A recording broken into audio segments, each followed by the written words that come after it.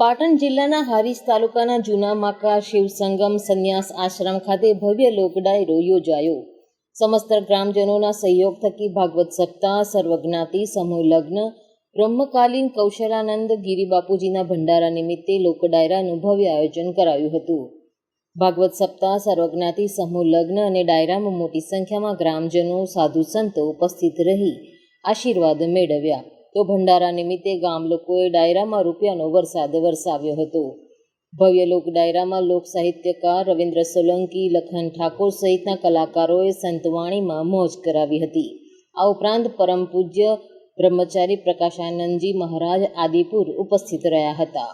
Report Anil Ramanuj સાથે Sanjeev Rajput, TV9 Gujarat, Radhanpur, Patan.